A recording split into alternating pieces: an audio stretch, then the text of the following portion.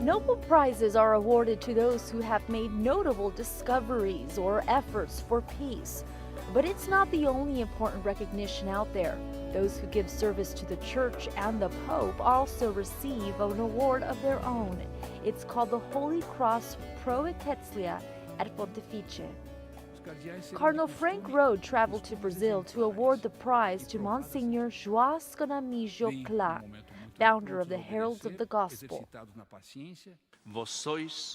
You are the race of heroes and saints. The Holy Cross Pro Ecclesia is made of gold and has an image of St. Peter and St. Paul and a yellow and white band for the colors of the Vatican. Essa medalha, para mim, This award honors all of us, myself, the heralds, and the societies of apostolic life. We have the grace of God to be able to continue our work and your guidance, Eminence, as well as the Holy Fathers.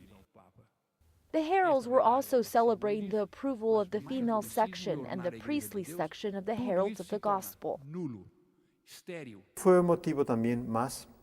That was another reason why Cardinal Rode wanted to go to Sao Paulo, Brazil, this summer, to award the Holy Cross and celebrate our pontifical approvals in the proper place.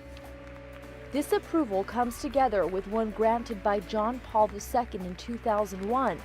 Founded in Brazil in the 1970s, they are present in 50 countries around the world.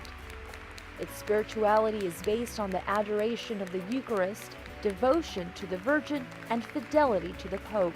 It's a spirituality that means to take the gospel to all corners of the world.